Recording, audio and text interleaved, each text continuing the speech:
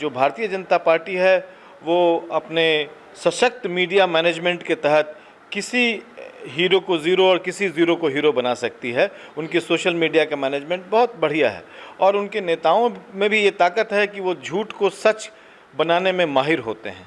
आप केजरीवाल जी को ज़रूर भला और बुरा कह सकते हैं, परंतु केजरीवाल जी के अस्पतालों और स्कूल को जाकर एक बार देखिए, दिल्ली में व्यवस्था, और अपने घर में देखिए बिहार के स्कूल और अस्पताल को देखिए, उसकी कुव्यवस्था। भारतीय जनता पार्टी की सरकार ही है पिछले कई मतलब इस टर्म में, भले वो किसी लकड़ी के सहारे खड़ी की गई सरकार है, परंतु वो सरकार तो उन्हीं की है। उस कुव्यवस्था के जिम्मेदार आप ही हैं। तो आप केजरीवाल का नाम दें तो कम से कम अपने गिराबान में भी झांक कर देख लें। केजरीवाल जी एक आंदोलन से जन्मे हुए राजनीतिक व्यक्ति थे और प्रशांत किशोर जी ने अपने आप में उन्होंने जन चेतना को जगाकर लोगों के बीच में एक अभियान जारी किया, और जन चेतना को जगाकर किया गया अभियान कभी असफल नहीं होता। बिहार में 5000 किलोमीटर जिस व्यक्ति ने पैदल चला हो, उस व्यक्ति को बिहार के बारे में कितना ज्ञान होगा, आप इस बात को समझ सकते हैं।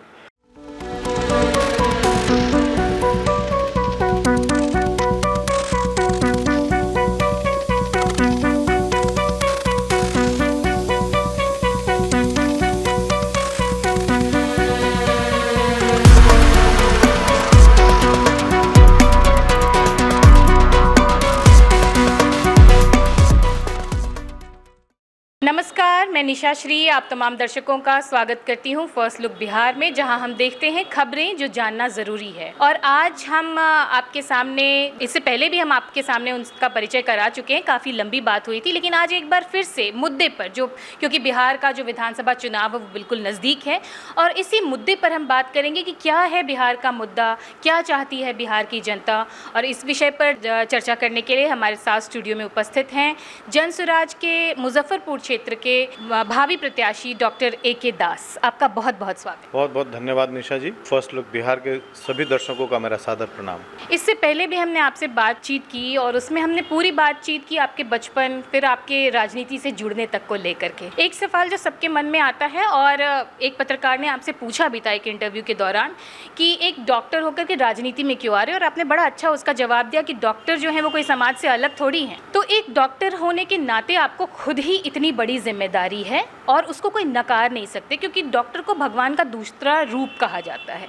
ऐसे में राजनीति का भी क्योंकि हम देख रहे हैं कि आप अपने पेशेंट्स को देखना छोड़ नहीं रहे हैं, रोज़ आप अपने पेशेंट्स को भी अटेंड कर रहे हैं, और साथ ही साथ शहर ही नहीं, अपने बाहर यानी पटना जाकर के भी जो आप कुछ कॉन्फ्रेंस है या जो समाज जनसंपर्क का कार्यक्रम है आपका, वो चल रहा है। कैसे मैनेज कर रहे हैं? जब इच्छा शक्ति हो तो हिमालय जैसे पहाड़ पर भी चढ़ा जा सकता है, और इसके कई एग्जाम्पल्स भी मानव सभ्यता ने दी है। तो ये मेरे लिए चुनौती ज़रूर है, परंतु ये असंभव नहीं है। दृढ़ इच्छा शक्ति जो है इन सभी चुनौतियों का जवाब है, और ये मैं अभी कर पा रहा हूँ और आगे भी करता रहूँगा। मैंने अपने लोगों से, जो हमारे लोग हैं, जो मुजफ्फरपुर की जनता है, जिनके कसौटी पे मैं पिछले 20 साल से कसा गया हूँ, जिनको हम पर अटूट विश्वास है, उनको हमने वादा किया है कि हर काम होगा, परंतु चिकित्सा सेवा बंद नहीं होगी। तो मैं वो करता रहूँगा, अंतिम सांस तक करता रहूँगा। चिकित्सा सेवा बंद नहीं होगी, और इसके बारे में आपने पहले भी बताया कि अपने पेशेंट्स को आप नहीं छोड़ेंगे।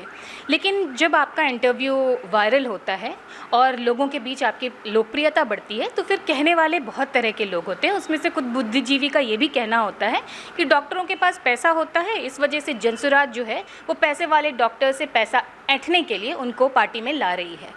पैसा और राजनीति कितना ज़्यादा ज़रूरी है, और इस बात में कितनी सच्चाई है? कुछ तो लोग कहेंगे लोगों का काम है कहना।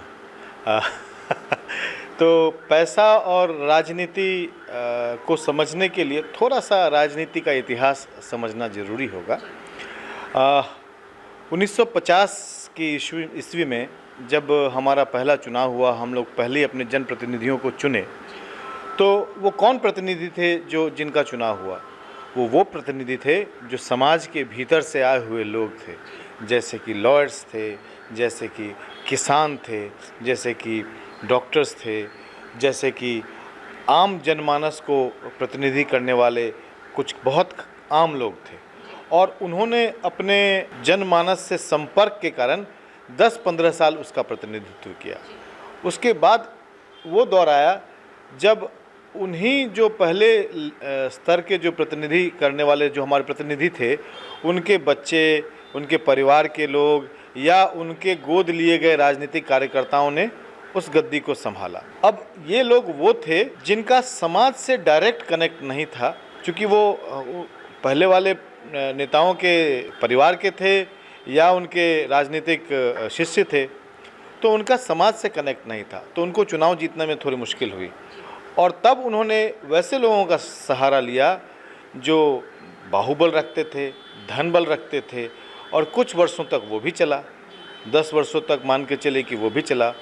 और थोड़े समय के बाद जो धन बल था, जो बाहुबल था, उनको ये महसूस होने लगा कि अरे ये तो मैं खुद से अकेला कर सकता हूँ, मुझे इनको सहारे की ज़रूरत क्या देने की ज़रूरत है। और फिर वो धन बल और बाहुबल जो है वो राजनीति में हावी हो गई। बिहार के परिप्रेक्ष्य में ये ज़्यादा स्पष्ट है। और उसके बाद करीब 20 वर्षों तक बाहुबल का समय चला, आप लोग सब इससे वाकिफ़ होंगे। और धीरे धीरे पिछले कुछ वर्षों में धन बल भी चलता रहा। अब जो चल रहा है वो बिल्कुल धन बल के आधार पे ही लोगों को टिकट मिलता रहा इस इलेक्शन से पहले। और इस इलेक्शन में हम लोग जन स्वराज पार्टी कहती है कि यह परिवर्तन का चुनाव है, यह 2025 परिवर्तन का वर्ष है। और इस वर्ष आप देखेंगे कि जो धन बल है उसका भी समय समाप्त हो गया, जो बाहुबल है उसका भी समय समाप्त हो चुका, जो शिष्य वर्ग हैं, जो परिवार वर्ग हैं, उनका भी इस वर्ष वो परिपाटी भी समाप्त हो जाएगी। और 1950 का इतिहास दोबारा दोहराया जाएगा जब आम लोग, साधारण लोग, जनता के बीच से आए हुए लोग प्रतिनिधि करने का हिम्मत बढ़ाएंगे, आपके बीच में आएंगे और वो चुनाव लड़ेंगे और जीतेंगे भी। तो आप समझिए कि जनता के बीच के लोग जब आएगा तो उसमें जनता को पैसे की ज़रूरत कहाँ पड़ती है। ये एक नैरेटिव सेट किया जाता है बिहार के परिप्रेक्ष्य में कि जाति धर्म के आधार पर इलेक्शन होता है, लोगों को पैसा बांटकर इलेक्शन जीता जाता है। ये नैरेटिव इस बार फिर से सेट करने का प्रयास किया जा रहा है, परंतु जनता इस बार जवाब भरपूर देगी और अच्छे से देगी। आपको नवंबर में सब चीज़ स्पष्ट हो जाएगी। जो ये कहते हैं कि राजनीति करने के लिए पैसे की ज़रूरत है, इस बार आपको वो समझ में आ जाएगा।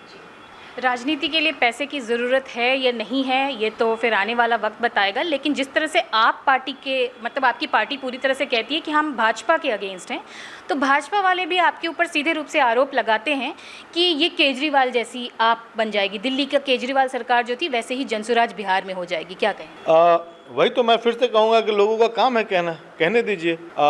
केजरीवाल जी को आप प्रशांत जी से कभी कंपेयर नहीं कर सकते। एक बड़ा बढ़िया इंटरव्यू किसी पत्रकार ने बताया कि केजरीवाल जी और प्रशांत जी के बीच में एक बेसिक डिफरेंस ये है कि केजरीवाल जी एक आंदोलन से जन्मे हुए राजनीतिक व्यक्ति थे, और प्रशांत किशोर जी ने अपने आप में उन्होंने जन चेतना को जगाकर लोगों के बीच में एक अभियान जारी किया, और जन चेतना को जगाकर किया गया अभियान कभी असफल नहीं होता।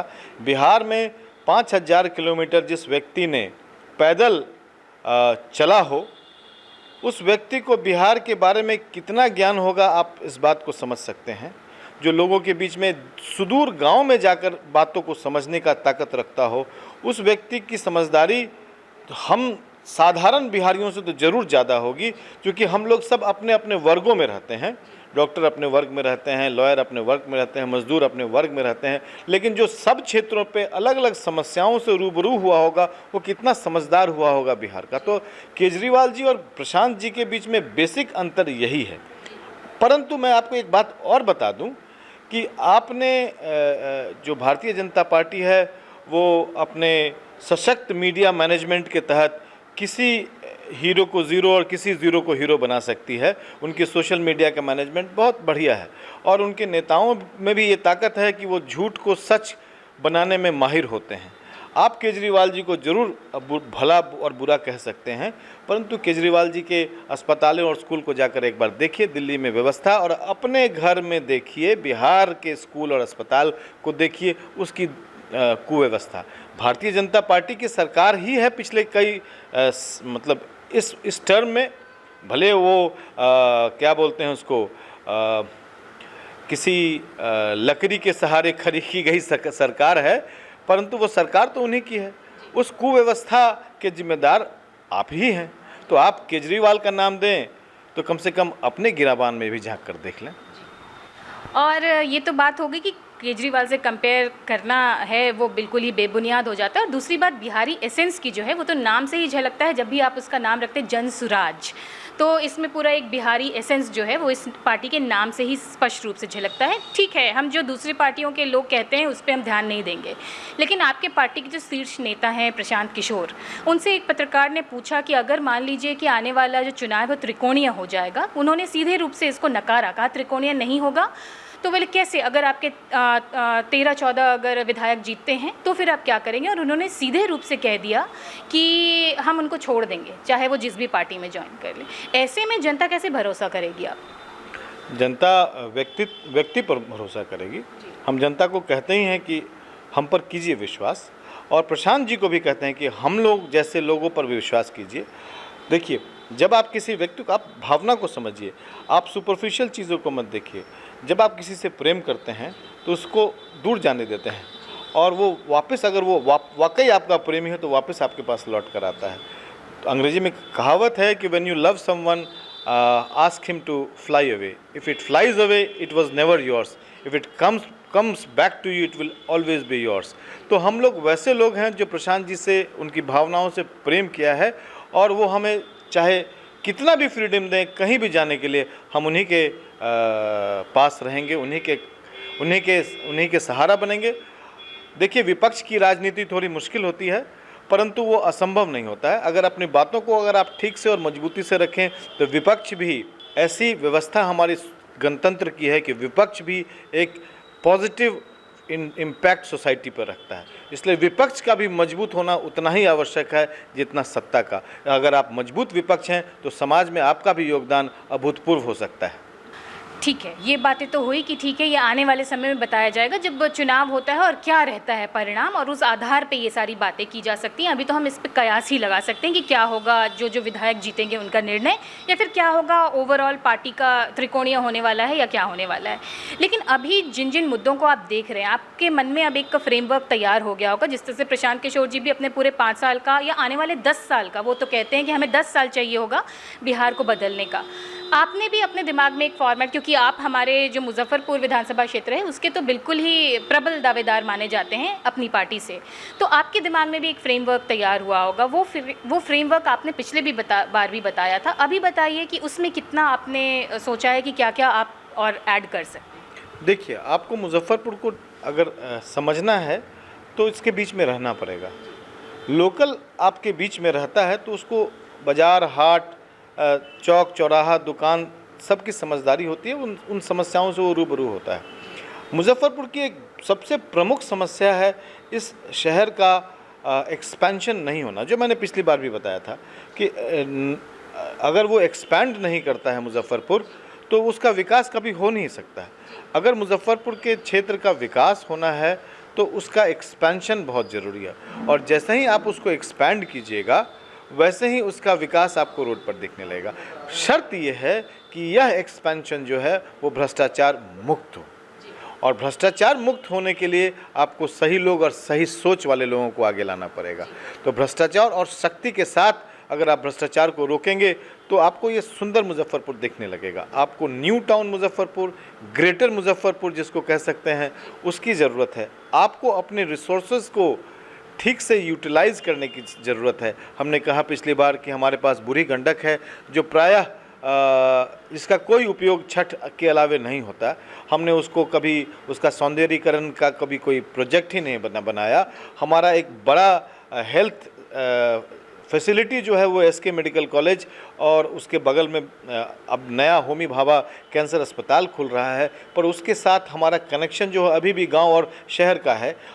हम उस नदी के कारण इस पार और उस पार को जोड़ नहीं पाते। हमारे पास पुलों की कमी है। हम उस पुल को ज़्यादा पुल को बनाकर उस क्षेत्र को मुजफ्फरपुर नगर निगम के अंदर अधिग्रहण करें।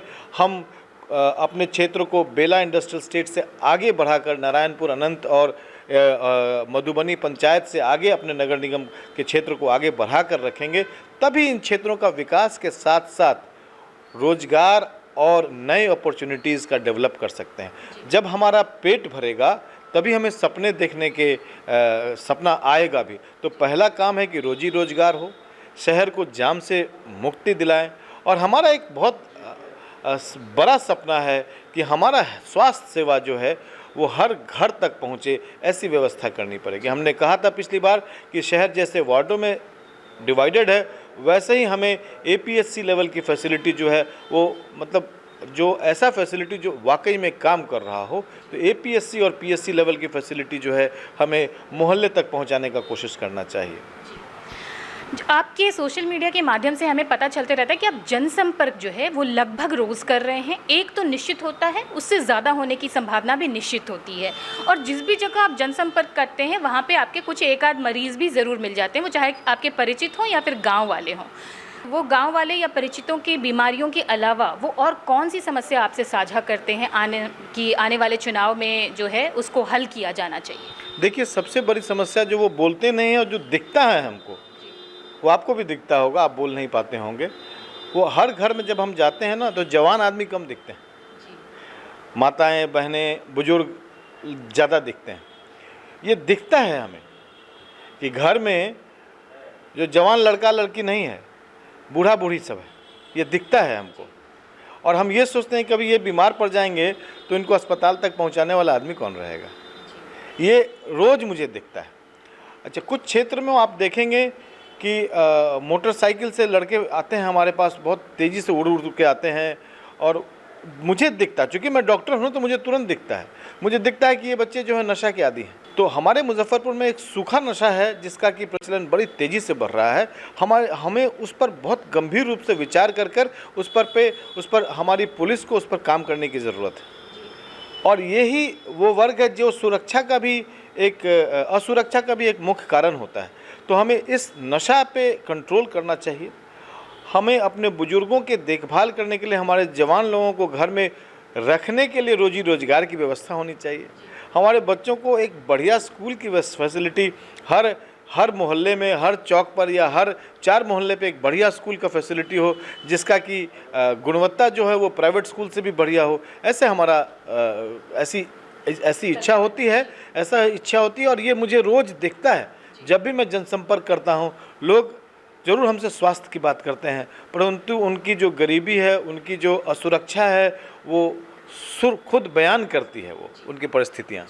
ये एक बहुत ही महत्वपूर्ण मुद्दा है। अगर इस पे हम बात करने लगें तो ये चर्चा और भी लंबी चलेगी। ये जो नशा से संबंधित आपने कहा, और सचमुच में ये सूखा नशा बच्चों में और जितने भी गरीब कस्बों में रहने वाले लड़के हैं उनके बीच बहुत ज़्यादा फैलता जा रहा है, और ये हमको भी दिखाई देता है। और जाहिर सी बात है, आप एक तकनीशियन के रूप में आप उसको और ज़्यादा गहराई से समझ पाते होंगे। लेकिन एक बात जो फिर मैं इससे परे पूछना चाहूँगी आपसे कि ये जो बात हुई, ये पलायन संबंधी बात हुई कि हमारे जो राज्य के युवा हैं वो बाहर चले गए हैं। इस संदर्भ में कल एक बात आई थी, केरला कांग्रेस के तरफ से ट्वीट किया गया था, एक्स पर पोस्ट किया गया था, और उसमें बीडी और बिहार को एक बराबर परिधि में, मतलब सीधे रूप से उन्होंने नहीं कहा, लेकिन उन्होंने कहा कि नो मोर सिन एनी मोर, यानी कि अब ये पाप की श्रेणी में नहीं है। तो क्या वो बीडी और बिहारियों को पाप की श्रेणी में रखते हैं? क्या प्रतिक्रिया होगी? कांग्रेस तो कोई मौका ही नहीं छोड़ती है बिहारियों के अपमान करने के लिए। बहुत अफसोसनाक बात है। देखिए, अन्य चीज़ों पर भी GST घटाई गई, तो क्या कर उनको बीड़ी और बिहार को जोड़ने की ज़रूरत थी? बिहार की बुद्धि नहीं दिखाई दे रही है उनको? हाँ, वो रश्मि रथी नहीं दिखाई दे रही है उनको?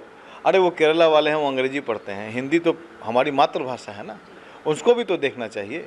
हम अपनी मातृभाषा, हमें अपनी गंवाईपन, अपने बिहारीपना, हमारे अपने ठेकुआ और लिट्टी पे हमको बहुत गर्व है, और हमको कोई दिक्कत नहीं है किसी से। बीड़ी हमारे लोग पीते हैं, स्वास्थ्य के लिए बहुत ख़राब चीज़ है, परंतु उसको बिहार से और बिहारी अस्मिता से जोड़ना जो है वो पाप की श्रेणी में आता है। यानी कि आप इस बात को कहते हैं कि उसको पाप कहने से बजाय इस तरह की हरकत जो है वो पाप हुई आपके नज़रिए से? जी, बिहार को, मतलब बिहारी अस्मिता को इससे ज़्यादा ठेस पहुंचाने का काम आप और क्या कर सकते हैं। लोग कहते हैं ना कि बिहारी जो है वो आता है सिर्फ मजदूर बनने के लिए। अरे बिहारी बिहार को ही नहीं पूरे हिंदुस्तान को बनाता है। बिहारी हट जाए तो पंजाब में खेती बंद हो जाए, हरियाणा के फ्लैट्स बनना बंद हो जाए, मुंबई में अपार्टमेंट्स और स्काई स्क्रेपर्स बनना बंद हो जाएं। हमारे खून पसीने से आप अपनी अट्टालिकाएं बनाते हैं। तो जो आपके जो पार्टी के जो नेता हैं प्रशांत किशोर जी, जो इस बार कह रहे हैं कि छठ में जो इस बार युवा आएंगे वो उनको वापस नहीं जाना पड़ेगा, इस दावे में कितनी गहराई है? बिल्कुल, और हम लोग आपको सिर्फ हवाई वादा नहीं करते, हम आपको एक डेफिनेट कार्ड दे रहे हैं आपको। हम ये कहते हैं कि अगर हमारी सरकार आई, ध्यान रखिएगा, हमारी सरकार आई तो हम आपको एक परिवार लाभ कार्ड अभी डिस्ट्रीब्यूट कर रहे हैं, बांट रहे हैं। और उस परिवार लाभ कार्ड में 12,000 रुपये का वादा है। वादा क्या है? उसमें एक जैसे एटीएम कार्ड होता है, उसमें वो एक पिन लिखा हुआ है, एक नंबर्स लिखे हुए हैं और उसको आधार से लिंक किया जाएगा। और जो व्यक्ति अगर बाहर काम कर रहा है उसका मोबाइल नंबर और उसका डिटेल्स जो है हम लोग ले रहे हैं। और जो कोई भी बाहर काम कर रहा है उसके अकाउंट में वो 12,000 रुपये आ जाएगा। और उसको कम से कम उतना रुपया तो दिसंबर महीने से आना शुरू हो जाएगा। रोजी रोजगार को पैदा करने में थोड़ा वक्त लग सकता है। देखिए, कोई उजड़ा हुआ ज़मीन हो, कोई बंजर ज़मीन हो, तो उसको हरा भरा बनाने में भी वक्त लगता है। तो हमारी उजड़ी ज़मीन, हमारे उजड़ा आसमान को ठीक करने में थोड़ा वक्त लगता है। परंतु हमारे नेताजी प्रशांत किशोर जी ये संकल्पित हैं और उन्होंने कार्ड के माध्यम से लोगों को भरोसा दिलाने का काम करने का प्रयास कर रहे हैं कि आप आइए, आपको 12,000 रुपये आपके अकाउंट में दिसंबर महीने से मिलना शुरू हो जाएगा, बशर्ते कि आपने बस्ता छाप पर बटन दबाया हो। यानी कि अगर जनसुराज जीतती है तो बाहर नौकरी करने वाले जितने युवा हैं उनको अपने राज्य में ही रह कर के उनके अकाउंट में आप 12,000 रुपया देना शुरू कर देंगे दिसंबर के महीने से। बिल्कुल, और यही वादा है, संकल्पित हैं हम लोग। और जो राज्य में रह रहे युवा हैं उनके लिए, अगर आप बेरोजगार हैं तो आपको नौकरी, और उसका रोड मैप हम लोगों ने बनाया है कि हम अपने CD रेशियो को बिहार के फेवर में करेंगे।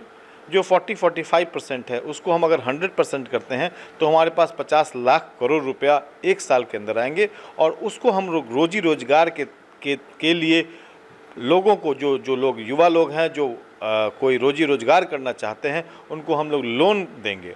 और हर 5 लाख और 10 लाख रुपए का लोन जो है वो कम से कम 5 से 7 लोगों को 10 से 12 हज़ार नौकरी देने का गारंटी होगा। वो कैसे होगा कि अगर आप एक छोटा रेस्टोरेंट खोलते हैं, आपने 5 लाख रुपए लोन लिए, तो आप रेस्टोरेंट के मालिक होंगे, परंतु आपको एक रसोइया चाहिए होगा, आपको एक खाना परोसने वाला एक वेटर चाहिए होगा, आपको साफ़ सफाई करने वाले लोग चाहिए होंगे। तो वैसे अपने आप एक छोटा सा रेस्टोरेंट खोलने से 5 आदमी का अगर नौकरी हो सकता है तो बड़ा फैक्ट्री खोलने से कितना नौकरी मिल सकता है। तो रोजी रोजगार का तो रोड मैप है, वो फिक्स्ड है।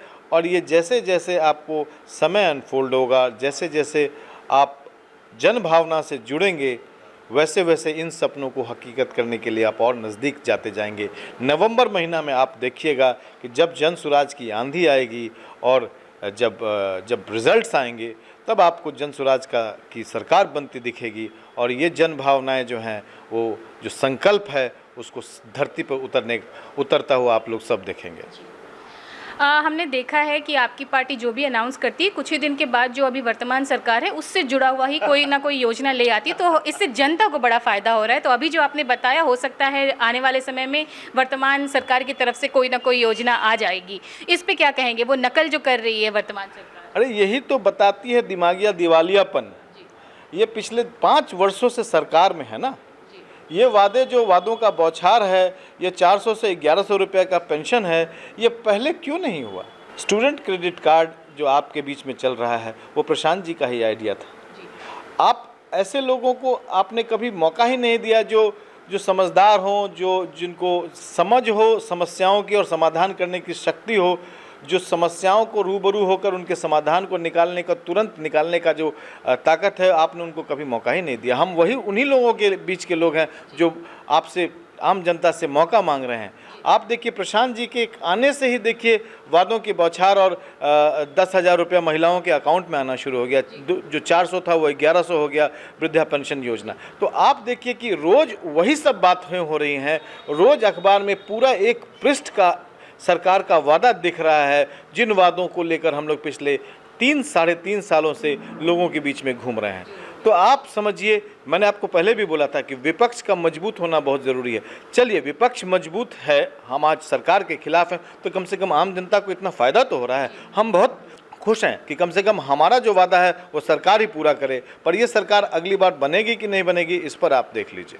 तो ये तमाम बातें डॉक्टर A.K. दास की तरफ से आ रही थी। जो भी हो, जनसुराज के आने से जनता को फ़ायदा होता तो हमें ज़मीनी रूप पर दिखाई दे रहा है। इन तमाम बातों को हमारे साथ साझा करने के लिए और अपने जो विज़न है उसको भी हमारे दर्शकों के साथ साझा करने के लिए बहुत बहुत धन्यवाद। धन्यवाद निशा जी, और फर्स्ट लुक बिहार को मैं बहुत धन्यवाद देता हूं और उनको इस बात की भी बधाई देता हूं कि वो कल वो दूसरी वर्षगांठ मना रहे हैं। उनको बहुत बहुत शुभकामनाएं। संघर्षशील जीवन बहुत आगे आपको ले जाता है, क्योंकि आपके खून पसीने का कीमत जो है वो सपने ही होते हैं। बहुत धन्यवाद। आप फर्स्ट लुक बिहार को भी बहुत बहुत शुभकामनाएं।